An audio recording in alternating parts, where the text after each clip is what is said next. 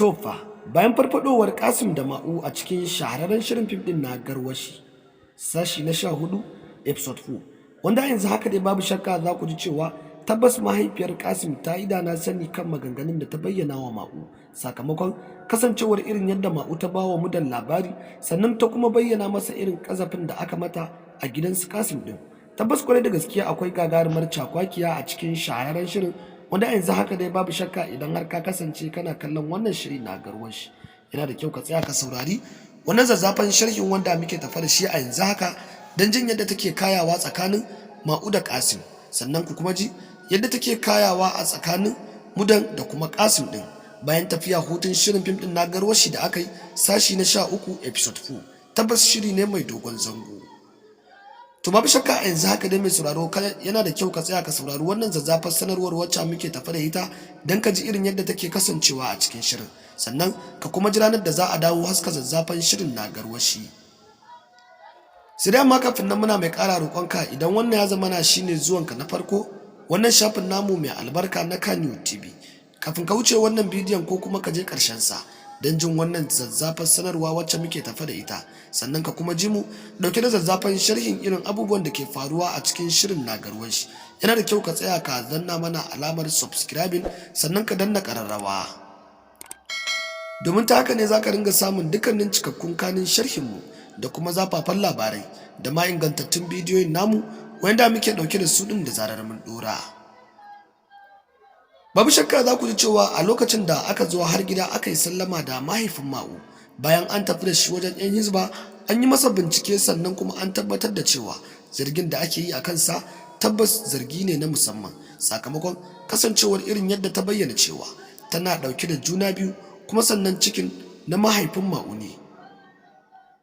A lokacin da hukumar hizba ta yi adalci wa mahaifin Ma'u sannan kuma ta yi iya bakin kokarinta don ganin cewa ta nema masa sassauci akan cewa ya ɗauki nauyinta ko kuma ya ɗauki nauyin abin da ke cikinta. Tabbas sai ya yi ɗaya a cikin wa'annan biyu don ba zai taɓa yiwuwa ba a ce ya ƙaryata maganar da aka kawo musu tare da bayyana cewa shi ba shi yi wannan ciki ba. Tabbas shirin da aka yi wa mahaifin Ma'u yana nema ya tabbatar da gaskiya a lokacin da aka bayyana cewa ita kuma Ma'u sau 5 tana zubar da ciki kuma cikin na Kasim ne. Wanda yanzu haka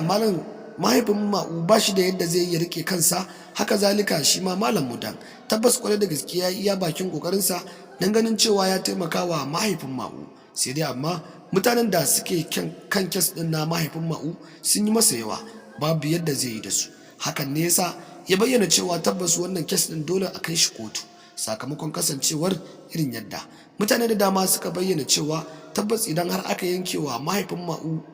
hukunci a cikin shirin fim din na Garwashi to ba a kyauta masa ba, wanda hakan ya tabbatar da cewa duk wani kalubale da kuma wata masifa ta cikin shirin fim din tana tattare da shi sakamakon kasancewar irin yadda ya fito a mafatauci kuma mara karfi. Hakan ya tabbatar da cewa ba shi da yadda zai yi ya kare kansa.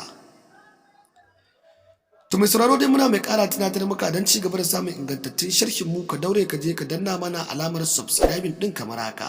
sannan ka danna kararrawar domin samun ingantattun sharhin mu da kuma zafafan cikakkun kanin rahotannin mu wanda za mu ke kawo maka kai tsaye da zarar mun dora.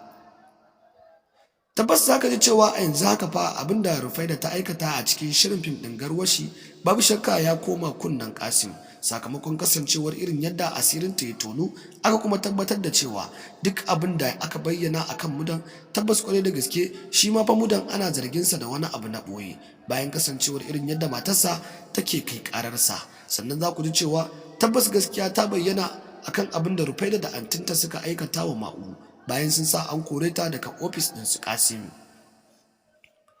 To mai sauraro wannan dai shine cikakken sharhi wanda muke tafa da shi dangane da irin abubuwan da ke faruwa a cikin shirin fim din na Garwashi, wanda yanzu haka dai muke mai ƙara tunatar maka don ci gaba da samun ingantattun sharhin mu kai tsaye da kuma zafafan rahotanni da ma kanin cikakkun labaran wanda muke dauke da su din da zarar mun dora. Babu shakka idan har wannan ya zama na shine zuwan naka na farko wannan shafin namu mai albarka, kafin ka wuce ka daure ka je ka danna mana subscribing din sannan ka kuma danna kararrawar, domin ta haka ne zai tabbatar mana da kana samun dukkanin cikakkun sharhin mu da kuma zafafan bidiyoyin mu da ma ingantattun labaran waɗanda za mu ke kawo maka da zarar mun dora. Mun gode da kasancewa da mu da kuke yi a kodayaushe a wannan shafin namu mai albarka na Kannywood TV. Babu shakka masu sauraro, ku da kawai ku ci gaba da kasancewa da mu har zuwa bidiyo na gaba don jin yadda take kayawa a sashi na 14 sakamakon kasancewar irin abubuwan da suka faru da Ma'u. Mun gode masu sauraro, babu shakka ku ci gaba da kasancewa da mu don ci gaba da samun cikakkun sharhin.